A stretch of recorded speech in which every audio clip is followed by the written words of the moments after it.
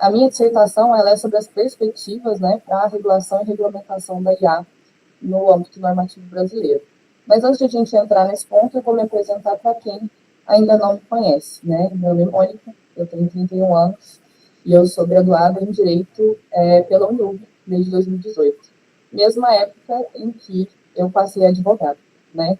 De lá para cá, eu construí aí uma carreira acadêmica já com 2 pós-graduações no MBA, e agora, aproveitando, né, dessa questão de ser uma entusiasta de tecnologias, eu optei por seguir aqui com o mestrado em inovações e tecnologias. Vamos lá, né? A gente, como a matéria em si é sobre inteligência artificial, eu decidi trazer aqui para vocês um breve histórico, né? Não vou me estender muito nessa situação, mas acho que vale a pena pontuar algumas questões. Até porque a maioria das pessoas, né, mais comuns, que não tem tanto acesso a essa informação, tem a impressão de que IA são coisas muito novas, né? A partir dos anos 2020, com o ChatGPT e tudo mais. Mas, na verdade, o surgimento desses modelos computacionais surgiu nos anos 40, né, quando foi feito o primeiro modelo com base em redes neurais. Dali em diante teve um grande desenvolvimento, né, especialmente ali a partir do teste de Turing, que ele fazia uma metodologia para tentar identificar se a resposta dada era uma pessoa ou se era uma máquina. A gente teve a guia de damas do Lee, né, que ele fez um compilado de respostas para jogos de dama, que o sistema dava ali sugestões de qual seria a próxima movimentação da peça para uma maior efetividade. O John McCarthy, né, ele fez ali um evento que durou vários dias com outros professores, né, outras pessoas do ramo, e ali, em 1955, criou-se o termo, né, de inteligência artificial. A questão do machine learning, inclusive, ela foi criada pelo Lee também, que fez essa guia de damas lá em 1952. Então, os próprios termos já são bem antigos, né? E aí, fora os termos, né, a gente conhece muito hoje os chatbots, igual o ChatGPT, o Gemini e muitos outros, e eles não são novos da mesma forma, né? O primeiro que foi criado foi o Elisa, em 1966. E esse chatbot, ele emulava ali um psicólogo que dava respostas aos usuários, só que não era uma resposta assertiva, era uma resposta com outra pergunta. E aí, até nessa época, criou-se o efeito Elisa, né? Que as pessoas tinham a impressão de que realmente aquela máquina estava entendendo o que estava falando, estava trazendo respostas reais, né? Na verdade, eram só questionamentos sequenciais para fazer com que a pessoa continuasse na conversa. Então, esses pontos eu acho que são muito, muito importantes a gente trazer justamente para elucidar, que não é uma questão nova, né? Mas a partir ali dos anos 2000, com a criação da GPU, né, que foi quando teve uma ampliação da capacidade computacional, seja pelo aumento das memórias, né, do processamento de dados e tudo mais, aí sim essas IAs se desenvolveram de formas mais próximas ao que a gente conhece hoje, né? Eu até cito aqui alguns dos assistentes mais comuns, que a Siri, da Apple, que foi criada em 2011, o próprio ChatGPT, que foi criado em 2020, e muitos outros que vieram daí em diante. E aí, a partir disso, né, a justificativa da minha pesquisa é justamente essa: entender os efeitos e os impactos dessa expansão da IA. E não só no plano individual, né, de cada usuário, mas como sociedade em si, né, até porque isso tem um impacto global. E aí esses impactos eles têm que ser feitos com base na legalidade, né, que é o que está estabelecido na nossa lei, e com base na ética, que são as questões mais morais que estão atinentes aí à nossa sociedade.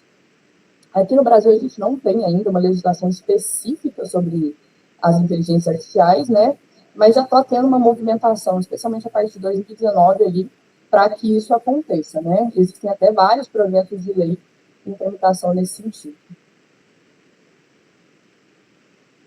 E aí aqui eu trouxe alguns dos riscos, né, e desafios regulatórios dessa matéria, porque como é uma matéria vinculada à tecnologia, ela tem um desenvolvimento muito rápido. Então, a gente tem que manter uma legislação ampla para manter esse incentivo à inovação, né, e desenvolvimento de novas tecnologias. A gente também não pode deixar amplo demais, para que isso também não abra margem para a violação de direitos, né, direitos individuais, coletivos, sociais, garantias e princípios fundamentais aí que estão estabelecidos na nossa legislação. Então, tem que ter esse equilíbrio.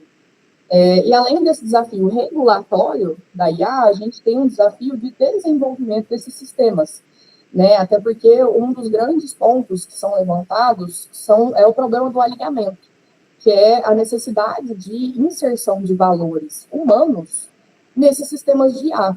E aí aqui a gente entra em outro problema, porque valores humanos, eles são muito complexos, eles são muito mutáveis. Então, cada grupo social tem os seus valores, né? Então, querendo ou não, o sistema de IA acaba que ele vem já desde a sua fonte, né, desde o seu desenvolvimento com alguns vieses, e isso não pode acontecer, né? Então, além dos obstáculos ali da legislação de regulamentar de acordo com os princípios e normas já vigentes, a gente também tem que criar ali um arcabouço jurídico que determine alguns parâmetros para o desenvolvimento dessa IA, né, para que ela esteja ali de acordo com alguns parâmetros técnicos mínimos também, para que isso não cause efeitos negativos nos usuários ou a terceiros. E aí aqui eu vou trazer apenas um comentário mais simples, porque quando eu fiz a qualificação, a minha ideia era mais ampla, né? Eu ia fazer uma análise de todos os projetos de lei que estavam em tramitação e tudo mais, para verificar qual que era o mais abrangente, o mais adequado para nosso ordenamento, e faria sugestões de aprimoramento para ele. Só que aí, quando eu comecei a fazer o estudo, já aqui para fins de dissertação, eu tive uma pequena surpresa. A minha tese inicial era baseada, né, nessa pesquisa da CNN Brasil, que tinha, no total, 46 projetos de lei. 46 projetos de lei, contando Câmara e Senado, dava para fazer essa análise em um ano. Só que, quando eu fui já fazer aqui o meu projeto de pesquisa, em agosto de 2024, já 46 tinha virado 340. Quando eu estava já escrevendo a dissertação, eu já tinha passado essa parte introdutória inicial, os 340 já tinham se tornado 1.734 proposições. Né? Então, realmente, é um volume de dados muito grande.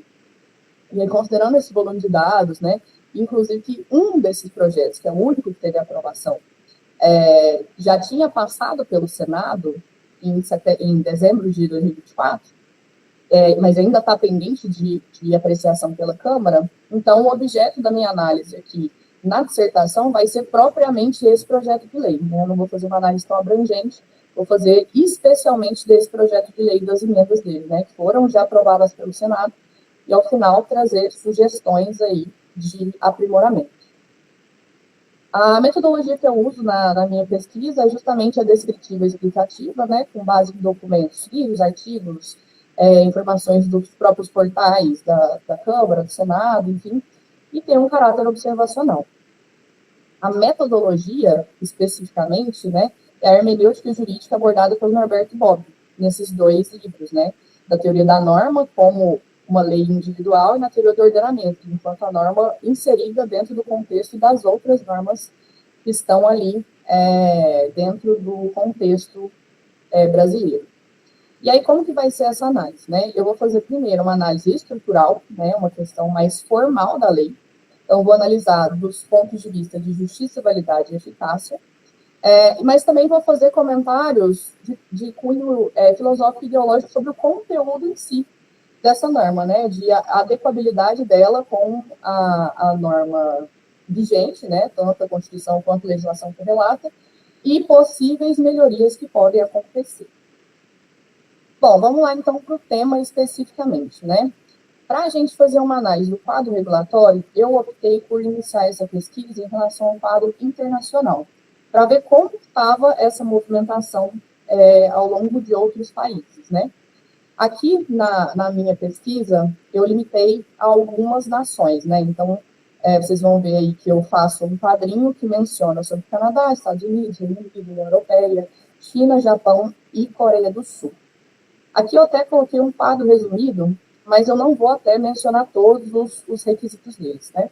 Basicamente, quais são as nações que estão mais desenvolvidas em questões de legislação sobre IA? É a União Europeia e Coreia do Sul, especificamente de IA. A União Europeia já teve uma legislação aprovada em julho de 2024, e que grande parte dela já está em vigência desde fevereiro de 2025, ainda que uma parte dela vai começar a valer só a partir de agosto, agora de 26. A Coreia do Sul também fez a aprovação deles ali em dezembro de 24, e a vigência já é a partir de janeiro, a vigência é a partir de janeiro de 26, então já está há alguns meses, né? O que essas legislações elas têm em comum? As duas são baseadas em categorização de risco. Então, eles estabelecem o que seria um risco alto, excessivo, moderado, intermediário, para a partir daí criar esse regramento para esses sistemas de IA. As outras nações, elas até têm legislações que mencionam sobre tecnologias, IA, direito autoral e tudo mais, mas são mais esparsas, não é uma legislação específica, federal e delimitada sobre isso, né? Normalmente, eles são mais baseados em princípios que já estão em outras legislações. E aí, como que a gente vai enquadrar essas outras legislações aqui em comparativo com o Brasil? O primeiro ponto é a gente entender o próprio sistema, né? Porque o sistema normativo, ele tem uma origem. Então, ele pode ter uma origem no que a gente chama de common law, que são sistemas normativos que dependem de decisões anteriores, então estão mais vinculados a decisões de juízes, de desembargadores, de tribunais, do que numa lei escrita em si. E a gente tem o civil law, que é baseado em leis escritas, né? Aqui no Brasil, a gente usa o civil law, por isso que a gente tem um arcabouço legislativo enorme, e quando a gente vai falar, posso fazer isso? A gente tem que ler a lei e falar, aqui fala que pode, então beleza. Não, aqui fala que não pode, então beleza. E aqui eu fiz até uma menção, né? Países que têm majoritariamente o mesmo sistema que o nosso. Japão, China, Coreia do Sul e alguns países da Europa. Enquanto que no common law, né, que é baseado em outras decisões, por isso que é mais esparso, mais principiológico, a gente tem Estados Unidos, Canadá e Inglaterra, né, que muito embora esteja ali, na Europa também tem essa divergência. Então, quando a gente for analisar a compatibilidade de normas, a gente tem que entender esses pontos, né? Mas no Brasil, como é que funciona? A criação de normas no Brasil, ela é baseada na nossa pirâmide de Kelsen, né? Que é essa que eu coloco ali, dos níveis, né? Do topo da pirâmide até a base. A norma mais importante é a nossa Constituição Federal e as emendas, né? Pode ser que tenha algum tratado internacional que tenha sido internalizado como fim de emenda e ele vai estar lá no topo também. Mas, via de regra, a maioria das nossas legislações, elas são infraconstitucionais nesse nível intermediário aí. Eu coloco como normas infraconstitucionais primárias, né? Então, leis ordinárias e tudo mais. Esse projeto de lei, ele está nesse meio do caminho, porque ele é um projeto de lei ordinária, né? E essa proposição ela foi feita inicialmente no Senado. Via de regra, os projetos de lei iniciam na Câmara e depois a aprovação na Câmara vão para o Senado. Mas, nesse caso, a gente fez o oposto. Eu vou explicar para vocês por quê. Fora isso, né? Fora o projeto de lei em si, como que é o arcabouço normativo brasileiro atual sobre a legislação sobre a inteligência artificial. Existem, né, os princípios e garantias fundamentais que estão na nossa Constituição e alguns direitos individuais, coletivos e sociais que também estão na nossa Constituição, e como ela é o topo da pirâmide, aplica independentemente de qualquer situação, né, de existir ou não uma lei específica. Existem algumas portarias e resoluções do CNJ que regulavam o IA, inclusive dentro do próprio sistema judicial, né, que hoje a gente vê muito isso até para apresentação de decisões e julgamentos. Então, o CNJ já vem regulando isso aí desde 2019. Foi feita uma portaria ministerial que fez a criação da Estratégia Brasileira de IA, né, e essa Estratégia Brasileira de IA, ela é como se fosse uma política pública que envolve vários projetos e várias situações para o desenvolvimento da tecnologia da IA no Brasil, né. Existem legislações correlatas, né, que a gente pode citar o Código Civil, o Código Penal, Lei Geral de Proteção de Dados, Lei de Propriedade Intelectual, Lei de Direito Autoral. Todas essas aí a gente tem que entender como um conjunto normativo, né, muito embora eles não sejam específicos sobre a IA, mas que são aplicáveis de acordo com as circunstâncias. E aí o projeto de lei, que é o que a gente vai fazer a análise, né, como eu mencionei, ele está no nível intermediário ali da nossa pirâmide. E esse projeto de lei, por que ele começou no Senado? Justamente porque o autor dele é um senador. Se o autor dele não fosse um senador, ele começaria na Câmara, né? E aí esse senador apresentou esse projeto de lei em maio de 2023.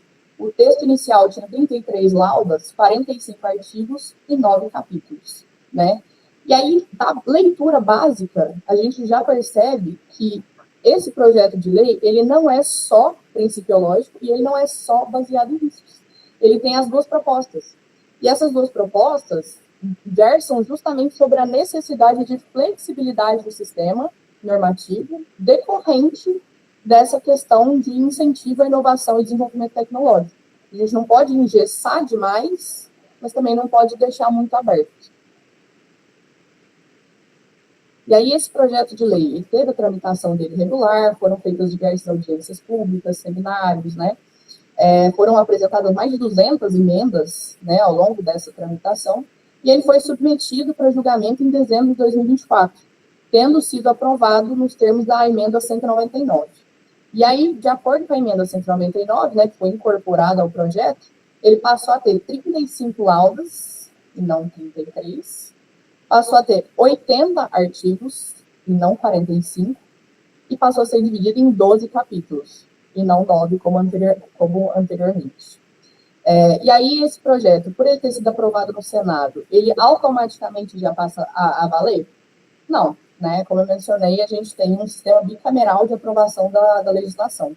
Então, ele foi aprovado no Senado, ele é encaminhado para a Câmara dos Deputados. E ele foi encaminhado para a Câmara em março de 2025.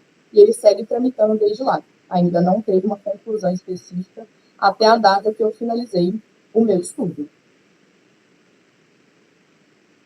E aí vamos começar fazendo essa análise formal, né, do projeto de lei.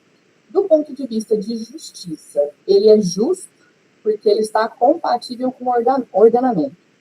Ao longo da minha explicação posterior, vocês vão ver que eu vou mencionar diversas questões, especialmente a parte de garantias e princípios, que eles fazem quase uma menção direta a dispositivos da Constituição. Na dissertação, eu fiz até uma das tabelas, tem uma que está direto no texto da dissertação, tem uma que eu coloquei em anexo, porque ela era muito grande. Mas que deixa claro essa compatibilidade das normas, especialmente a parte principiológica, né? Então, desse ponto de vista, ela é uma norma justa. Até aqui, como eu mencionei, a tramitação dela foi regular, porque começou no Senado por ter sido feito por um senador. Teve a tramitação com todas as audiências públicas, emendas, tudo mais, foi submetida ao plenário, foi aprovada e foi remetida para a Câmara. Então, até aqui, ela é considerada válida porque foi uma autoridade competente que propôs e teve uma tramitação regular. Mas de agora para frente, a gente precisa acompanhar para ver se vai continuar dentro desse requisito de validade, dentro dessa apreciação pela Câmara, né, posterior sanção presidencial, publicação e etc. E aí, o único requisito formal que fica prejudicado é o de eficácia, porque a eficácia a gente só consegue analisar após a publicação em vigência, que aí sim a gente vai ver a aplicabilidade disso na prática. Então, nesse momento, como ainda é um projeto de lei, a gente não consegue fazer essa análise de eficácia. E aqui agora eu vou passar para essa análise um pouco mais do conteúdo, né? Essa parte de ideologia e filosofia do conteúdo da proposição. Eu vou fazer algumas menções expressas sobre alguns dispositivos, mas eu fiz essa divisão por capítulos, né? Para a gente fazer de uma forma mais abrangente. Então, a proposta de lei, né, ela começa trazendo ali a justificativa, que é basicamente a mesma do meu estudo, que é a expansão da IA nos últimos tempos e os eventuais riscos que ela pode trazer à sociedade de modo geral. Traz os objetivos, né, de regulamentação, mas de manutenção do incentivo ao desenvolvimento tecnológico, e ela traz algumas regrinhas de aplicabilidade, né, e flexibilização dessa lei. E aqui eu trago apenas uma pequena observação que, para mim, é um dos grandes pontos que merecem uma revisão nessa proposta de lei, né? Porque, ao que eu verifico da leitura da proposta, é que o legislador tem muito mais uma finalidade nesse formato, né? Tem muito mais uma finalidade de estabelecer como que vai ser feito o desenvolvimento do sistema de IA, a testagem, etc., muito mais do que as consequências para uma aplicação futura, né? Tanto que aqui, no primeiro artigo, ele já fala que não se aplica essa lei quando o sistema de IA for utilizado por uma pessoa natural para fins exclusivamente particulares e não econômicos. E o maior uso que a gente conhece hoje, né, pelo público geral, é justamente esse. O pessoal usa muito esses assistentes, né, esses recursos de IA que tem milhões agora, o próprio Google lançou umas 8 só na semana passada, para finalidades particulares, né, e não é porque não tem fins econômicos que não pode causar prejuízo para terceiro. Então, esse é um dos primeiros pontos críticos que eu cito aqui dessa proposta que eu acho que deveria suprimir esse inciso, e deveria, sim, ser aplicável a todas as pessoas particulares que estiverem utilizando esses sistemas de IA, sim. Seguindo, né, depois dessa aplicabilidade, como eu mencionei, eles fazem um quadro geral dos fundamentos e princípios da legislação. E aqui é aquilo que eu comentei, de acordo com, eu fiz até as tabelas, né, comparativos, tá bem alinhadinho com o que está na nossa Constituição, nas nossas normas correlatas ali. Não tem nada de muito inovador, muito acontece de eles pegarem um princípio que já existe e adequarem para o sistema de IA, mas não traz muitas circunstâncias novas aí, né? Como a IA em si, né, os conceitos e as coisas são todos muito controversos, eu achei importante também que a legislação traz um artigo inteiro que trata sobre conceitos, né? Conceitos que são necessários para que a gente consiga aplicar essa legislação. Então, o que é um sistema de IA? O que é um agente de IA? Né? Então, todos esses conceitos básicos a própria legislação já traz. Então, ela evita aí que exista uma interpretação que não seja a que o legislador queria dar para esses artigos, né? E aqui, uma das coisas que eu gostaria de trazer aqui desses conceitos é essa parte de IA generativa e IA de propósito geral. Porque a gente também está muito acostumado com as IAs que fazem, né, essa geração de conteúdo sintético. Então, imagens, vídeos, áudios, textos, mas existe ainda a possibilidade de uma IA de propósito geral. Hoje ela ainda não existe, né? Ela é uma questão teórica, né, que está sendo estudada, mas que a IA de propósito geral, ela visa justamente essa questão de chegar num ponto de realmente conseguir praticamente pensar como a gente pensaria, né? Não só para gerar uma informação com base num prompt, né? De realmente fazer essas conexões ali de forma direta. Ela é um estudo ainda, então é interessante que o legislador já tenha trago essa menção a ela, justamente porque ele já está prevendo uma adaptabilidade ao próximo passo da IA, né? Aqui, no capítulo 2, né, a gente visa muito mais os direitos. As seções, elas são divididas em direitos das pessoas e grupos afetados pelo sistema e pelo sistema de alto risco. Então, aqui a gente já começa a vislumbrar essa questão da categorização de riscos, né? Muito embora na nossa legislação, vocês vão ver, ele já passa do sistema de A base para o alto risco. Aqui ele vai trazer o base, alto risco e risco excessivo. Não tem um intermediário, não tem um minorado, já vai direto base para alto risco, né? E essa parte de direitos, né, ela também faz muitas menções a direitos que já estão tanto na Constituição Federal como nas legislações correlatas. E a ideia desses direitos que estão expressos aqui nesse capítulo 2 é justamente mitigar danos, tanto aos usuários quanto a terceiros que venham a ser impactados pelo sistema de IA, né? Então, aqui eu trouxe algumas das informações, alguns dos direitos que são citados ali no capítulo.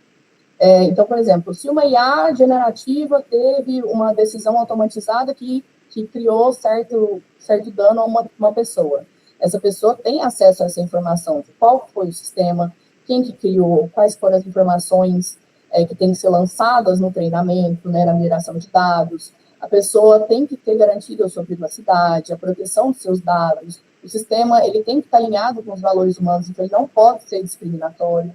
A gente tem que ter um duplo grau de jurisdição, tanto na esfera administrativa como, eventualmente, na esfera judicial. Então, tem vários direitos que são mencionados. Aqui, de novo, não há nada muito novo que é trazido, mas o legislador puxa esses direitos para dentro da lei justamente para reforçar a importância deles, né? E aqui, como eu mencionei, esse capítulo já traz um pouco do panorama da categorização de riscos, né? E essa categorização de riscos está muito alinhada com o regulamento da União Europeia e o framework da Coreia do Sul, que são as duas legislações que já estão vigentes, né, em relação a esse tema.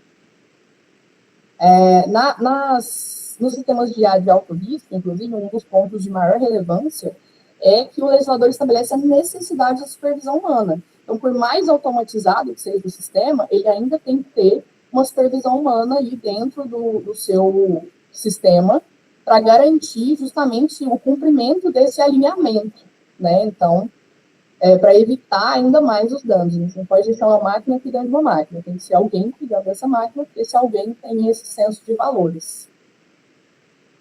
A partir do capítulo 3 em diante, vocês vão ver que eu vou trazer críticas que são muito semelhantes. Eu percebo que o legislador trouxe uma ideia de construção de um sistema, mas, ao mesmo tempo, ele não quis fazer essa rigidez. Se, por um lado, é bom, por outro lado, deixa brechas, né? Então, e essas lacunas, elas podem ser prejudiciais. Então, por exemplo, aqui, no capítulo 3, ele traz toda uma situação sobre essa categorização de riscos. Só que ele não menciona exatamente quais que são as categorias de risco e quais que são, por exemplo, as sanções, como que seriam essas violações. Ele menciona a necessidade de uma avaliação preliminar, mas ele não obriga que o desenvolvedor faça essa avaliação preliminar. Ele fala assim, o desenvolvedor, como meio de boa prática, ele pode fazer essa avaliação preliminar, não é uma obrigatoriedade. Muito embora ele mencione em determinado artigo que, se a autoridade competente julgar necessário, ela pode solicitar que seja feito, mas não é uma obrigatoriedade para todos os sistemas de IA, né? Então, ele cria uma avaliação, mas ele não obriga que você seja avaliado, e também não cria diretrizes para essa avaliação. Como que vai ser avaliado? Quem vai avaliar? Fica em branco ali, a autoridade competente vai regular. A única coisa que ele menciona de forma mais abrangente, né, ele traz algumas hipóteses para risco excessivo e alto risco. Na parte de risco excessivo, esses sistemas de IA são vedados, ou seja, eles são proibidos. Então, se ficar categorizado que aquele sistema de IA vai ser enquadrado nessa categoria de risco excessivo, ele é absolutamente proibido de ser desenvolvido, implementado ou utilizado. Né, justamente porque ele tem a capacidade de instigar ou induzir um comportamento aí de pessoas, ou um grupo de pessoas, né, que é o grupo afetado, que explore certas vulnerabilidades, né, que acarrete a danos ali à saúde, segurança e muitos outros direitos fundamentais. Então, em casos como esse, mas ele também traz isso de uma forma bem mais subjetiva, isso é vedado a utilização e desenvolvimento desses sistemas, né. Isso é justamente por essa questão que eu já mencionei do problema do alinhamento, né? Porque se a IA é um programa matemático com a lógica e objetividade, se ele não tiver com o alinhamento correto dos valores humanos, grandes chances dele dar uma resposta que é uma grande atrocidade. Ele vai buscar a resposta mais lógica, não necessariamente a melhor do ponto de vista humano. Aqui já na categoria de alto risco, né, a legislação traz aí um artigo específico que elenca 12 hipóteses já que seriam classificadas como de alto risco. Mas, de novo, não é um rol taxativo. Ou seja, o legislador ele fala, olha, hoje esse é o rol, porque hoje essa é a tecnologia que a gente conhece. Mas, caso haja um desenvolvimento e existam outras opções, né, a partir de outros modelos de IA que causem eventuais impactos, a gente pode sim fazer esse acréscimo, né, nessa legislação. Então, ele traz ali, se não me engano, no artigo 15, essa possibilidade de abrangência desse rol de categorização do risco alto. Né? E aí ele fala lá que a autoridade competente vai fazer esse estudo, vai fazer toda uma consulta pública, etc., para a inclusão dessa situação X ou Y nesse rol. Né? Então, é importante a gente ver que a adaptabilidade que essa legislação trouxe para nós, né?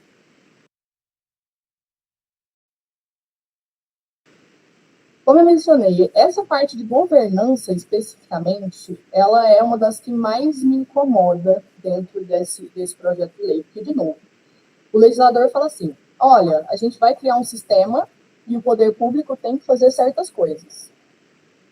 É isso, basicamente. Se você lê de forma mais abrangente, é isso. O agente de IA tem que fazer certas coisas. Que coisas são essas? A autoridade competente vai regular. Não, mas e essa avaliação de impacto algoritmo? Não, a autoridade vai criar os diretrizes. Mas qual que é o procedimento? Não, a autoridade vai criar esse procedimento. Então, não existe parâmetros mínimos, né, dentro da legislação.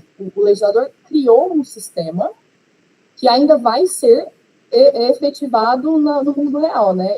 Existe no papel a possibilidade de criação do sistema, mas ele não existe. Né? Não existe ali um período transitório, não foram incluídas autoridades que já existem hoje como medida atual, né? Isso realmente são medidas futuras, né?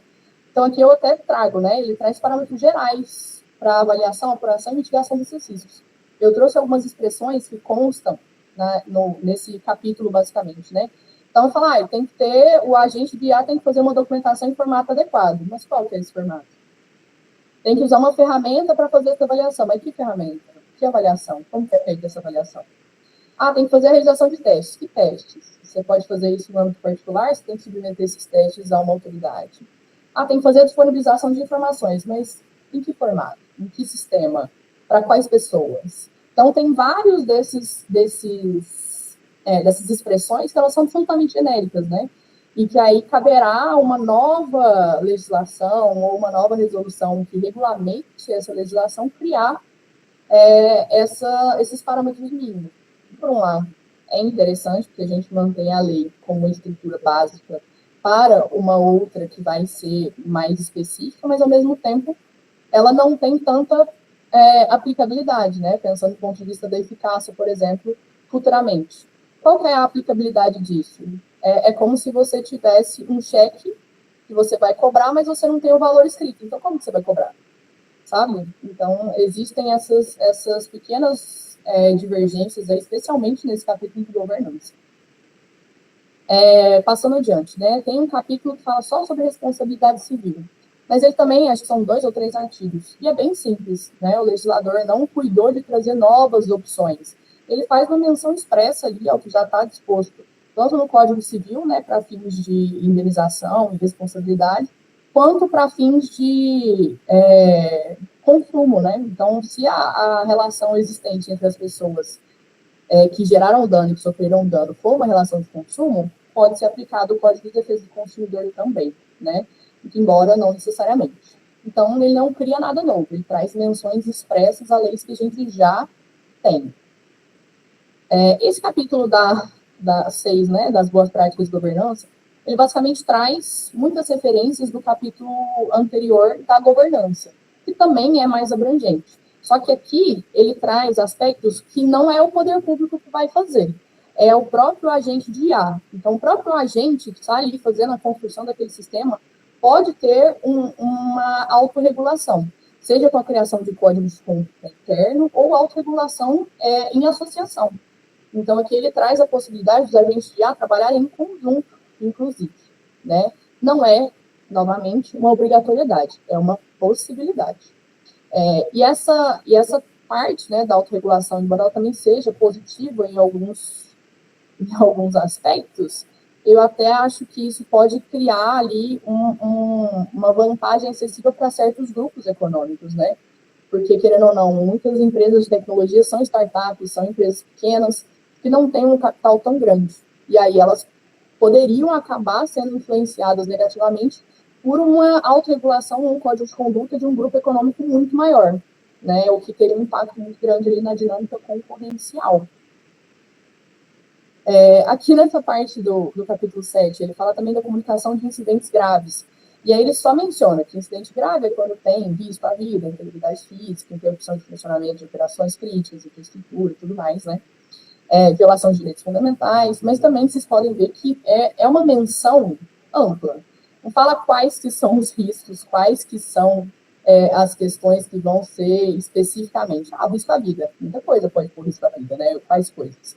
Então, é mais abrangente. Mas ele também não traz, de novo, assim como na parte da governança, não traz prazos, não traz critérios de avaliação, não traz modo de comunicação, não traz qual que é o procedimento que vai ser adotado, se vai ser administrativo, se vai ser judicial, se vai ter recurso, qual que é a autoridade competente. Ele só fala assim, olha, o sistema de IA, o agente de IA, se identificar um incidente grave, tem que comunicar.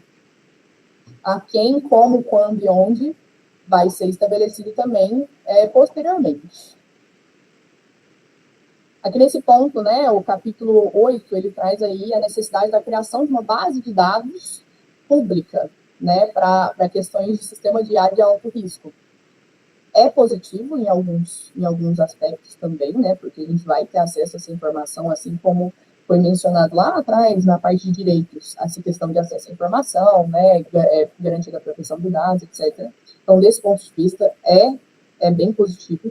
Só que, a depender, né, de qual base de dados está sendo utilizada, né, se tem obras protegidas e tal, fica um pouco mais complicado de tornar público esse sistema, né, essa própria base de dados utilizada no sistema.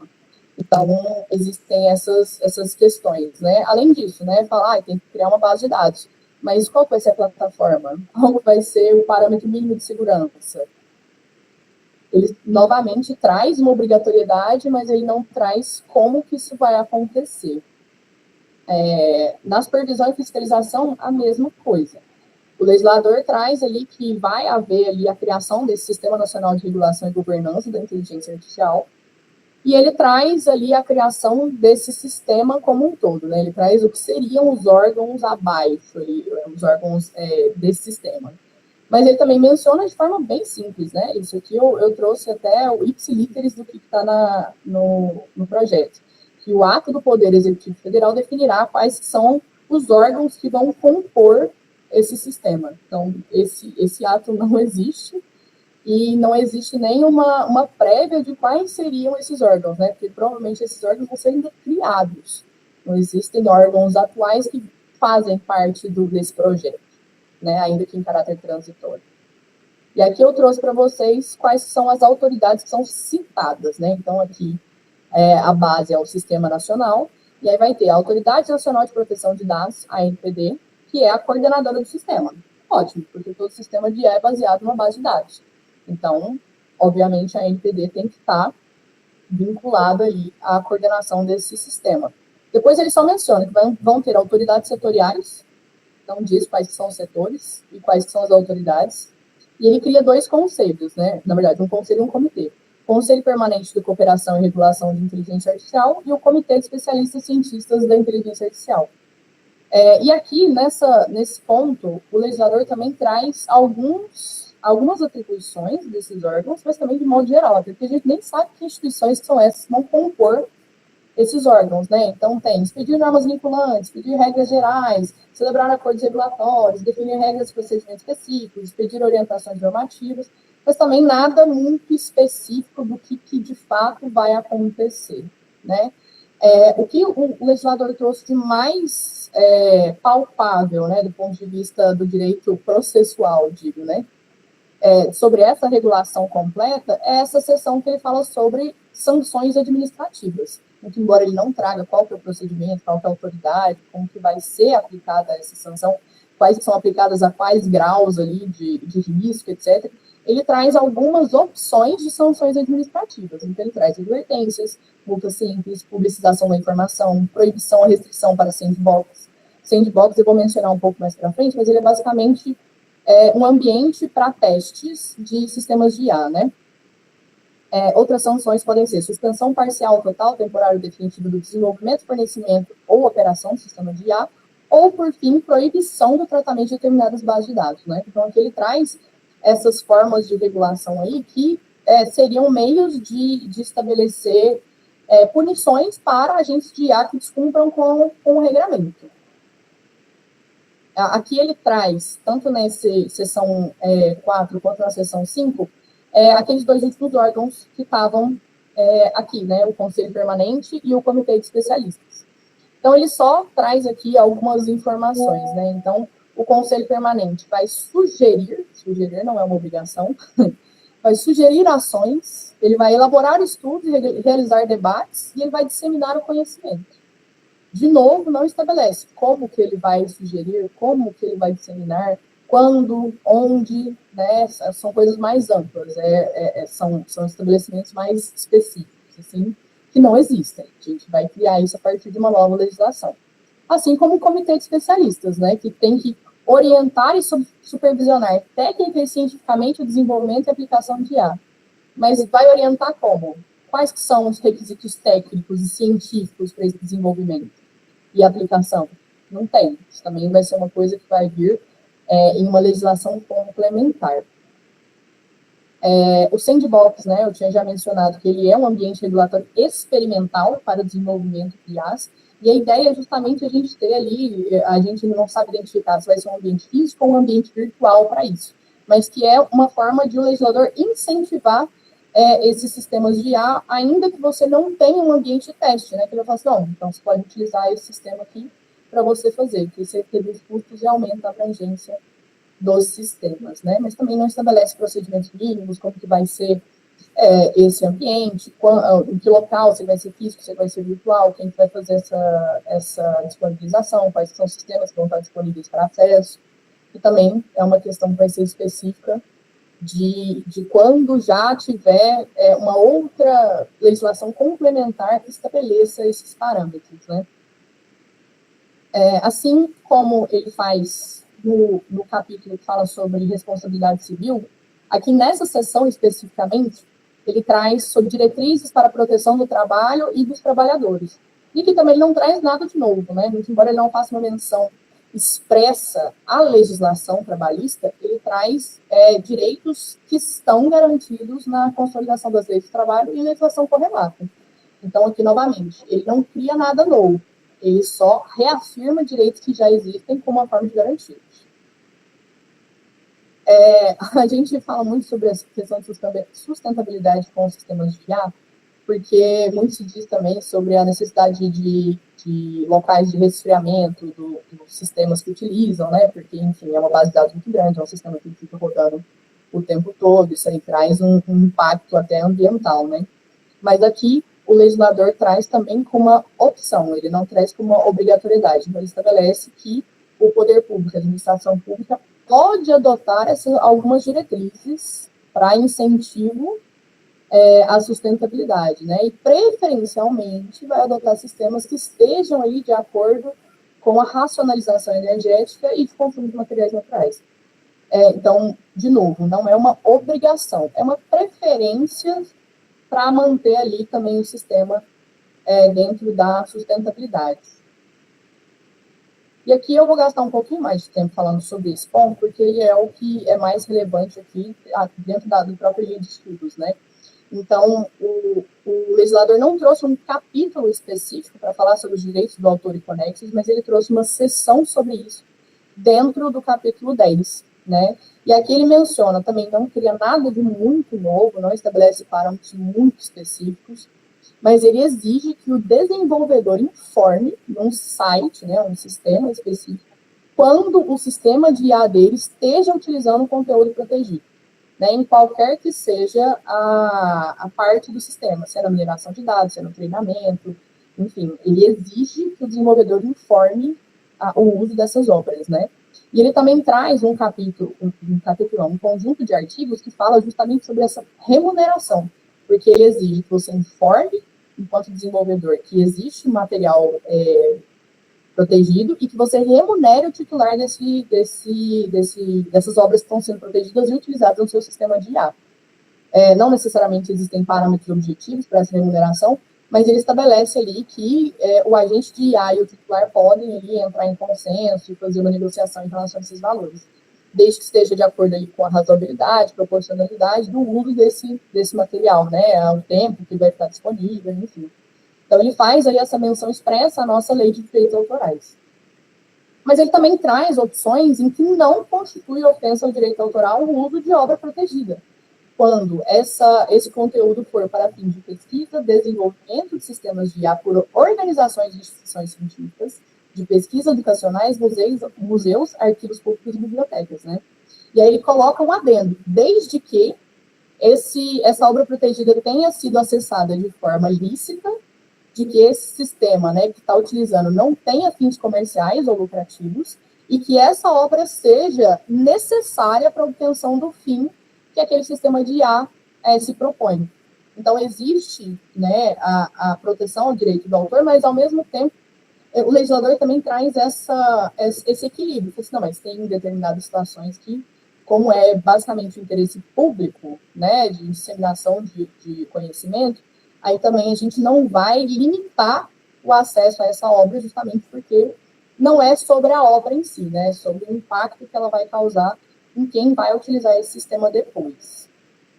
E nos demais casos, né, que não forem esses que eu citei, que não constitui ofensa, caso o desenvolvedor informe sobre o uso, e mesmo que ele remunere, é possível que ainda assim o titular da obra fale, olha, não, desse valor que você está me passando aí, eu não acho que seja coerente, ou não quero que você use minha obra nesse sistema, então está proibida a utilização. É possível também, justamente porque é um direito do titular, né, administrar ali a sua obra, né.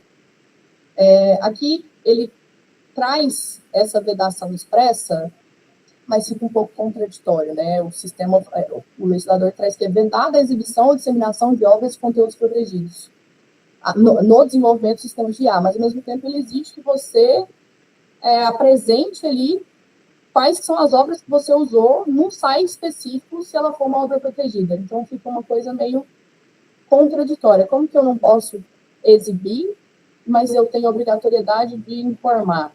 Eu uso só como dado, eu não uso aquela obra em si. E aqui também uma coisa que é muito importante que o legislador trouxe, né, considerado um dos usos mais comuns aí agora também nos últimos tempos, a utilização de sistemas de IAs para categorização de deepfakes, né, que é a utilização de rosto, voz, cenário, imagens para criação de vídeos, que a pessoa não necessariamente está de acordo com aquilo, né? Então a gente vê muito aí, especialmente agora na época de política, a gente vai ver bastante, vocês já se preparem para isso, criação de mídias sintéticas utilizando imagens e com conteúdos que a pessoa nem sabe que existem, né? Então, aqui o legislador traz essa questão. Se forem utilizados conteúdos de imagem, áudio, voz, vídeo que tratem ou identifiquem pessoas naturais, então, pessoas como eu, vocês, pessoas políticas famosas ou qualquer uma dessas pessoas comuns, né? Isso tem que estar dentro dos requisitos do direito da personalidade, que são os direitos extrapatrimoniais das pessoas, né? E dentro disso tem nome, honra, imagem, né? Então, se houver uma violação desses direitos da personalidade pelo uso de imagens, áudios, voz e vídeo por um agente de IA ou por um sistema de IA, ele é passível de indenização, né? Tanto que o legislador fez essa menção expressa ao Código Civil. Aqui, como eu mencionei para vocês na parte do direito, eventuais questões que podem influenciar ali no direito concorrencial, né, pelo menos para tentar equilibrar essa balança, quando fala da autorregulação, o legislador trouxe também uma possibilidade, ali, um capítulo que fala sobre o incentivo às microempresas, empresas de pequeno porte, startups, que, como eu mencionei, são os setores que são mais comuns ali no desenvolvimento de tecnologias, né? Ele também não traz quais são esses critérios diferenciados que serão aplicados, né? Ele só fala que o sistema de IA vai criar esse incentivo para colocar isso na balança, né? Ainda que tenha grupos econômicos ali bem mais abrangentes, também vai ter esse panorama diferenciado aí para as empresas de pequeno porte. Já no capítulo 11, né, ele traz disposições gerais, formação e capacitação que são direcionadas ao poder público. Aqui, basicamente, ele faz menção a certos pontos que ele trouxe nos capítulos de governança, né, que são obrigações do poder público de manter ali, fazer uma formação, fazer uma capacitação, incentivar a educação, trazer informações claras, né? Então, de novo, ele traz uma obrigação do poder público de estar ali sempre supervisionando esses sistemas de IA para garantir que o usuário final, né, o grupo de risco, ou um usuário, ou um terceiro, estejam cientes do que esses sistemas de IA têm a proporcionar, né, para que, enfim, evitar golpes, fraudes e eventuais outros danos aí que podem acontecer. E aí a gente chega no capítulo 12, que é o último capítulo. Aqui, o primeiro artigo desse capítulo, ele faz novamente essa referência a essa base principiológica, né, que já consta nos artigos iniciais da proposição, justamente para garantir esses direitos individuais, sociais e coletivos e garantias dos princípios também, que já foram mencionados, mas não limita aos que foram mencionados na proposição, né, porque podem ter outros direitos e garantias que estão, por exemplo, na Constituição e não foram mencionados expressamente, ou na legislação correlata que não foram mencionados, ou às vezes algum outro princípio que ainda vai ser criado nessas legislações complementares, mas que também já fica ali integrado a esse conjunto legislativo, né. Aqui ele também determina, né, como eu mencionei, a criação do sistema de IA como um todo. Ele menciona a possibilidade até de um regime simplificado, mas ele não fala qual que é a finalidade do regime simplificado, quem que ia criar, em qual prazo, em qual situação. Ele só fala que caberá à NPD, em 2 anos, fazer com essa reestruturação administrativa. Ou seja, tornar essa lei uma coisa praticável, né? Então, criar esses parâmetros mínimos, esses procedimentos e tudo mais, a organização da lista de órgãos que serão competentes, né? A criação dos comitês, enfim. Ele acrescenta algumas palavrinhas ali e alguns incisos ali, tanto na Política Nacional de Educação Digital quanto no Fundo Nacional de Desenvolvimento Científico e Tecnológico, justamente porque o poder público tem que incentivar esse desenvolvimento tecnológico, né, até no âmbito educacional. E aqui ele traz uma menção que eu fico um pouco confusa, né, que é sobre a circulação de conteúdo online, que ele menciona especificamente que isso vai ser feito essa regulação por meio de uma legislação específica. Então, até aqui, ele está considerando que os sistemas de IA que vão ser utilizados, eles são offline. Porque a maioria dos sistemas de IA hoje usam base de dados online, inclusive em tempo real. Então, fica um pouco confuso essa questão dos aspectos, né? É um pouco difícil de compreender essa questão da circulação de conteúdo online, né? Isso talvez seja uma das coisas que a gente precisa esclarecer antes que esse projeto seja de fato aprovado, né?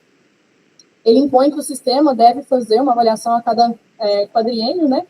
Para fazer um estudo e, enfim, enviar esse parecer para o CNJ para eventuais adequações da norma. Isso justamente por conta dessa transitoriedade, né, que é o sistema de tecnologia. Que hoje está de um jeito, amanhã está de outro, daqui um mês está de outro, daqui um ano está completamente diferente, né? Então, ele reconhece que tem que ter essa adaptabilidade da própria legislação. Então, ele já cria essa obrigação de que o sistema faça essa avaliação, né? E aí, a última parte, que também me incomoda bastante, é a da vacatio legis, né? A vacatio legis é quando é que essa lei vai ser aplicada. E ele começa, o legislador estabelece um prazo de 730 dias para a vigência dessa lei, que é 2 anos. E é justamente o prazo que ele deu para a NPD fazer essa reestruturação. Então, ao mesmo tempo que é uma legislação promissora, que ela traz ali parâmetros mínimos e tudo mais, e que reconhece a necessidade de adaptabilidade dessa legislação, ele também estabelece um prazo muito longo para que seja feita tanto a reestruturação quanto a vigência dessa lei. Então, 730 dias, para mim, do ponto de vista de entusiasta de tecnologia, 2 anos atrás a tecnologia era nada comparada ao que ela é hoje, por exemplo. Isso muda muito rápido, então é um tempo muito longo para essa adaptação, né?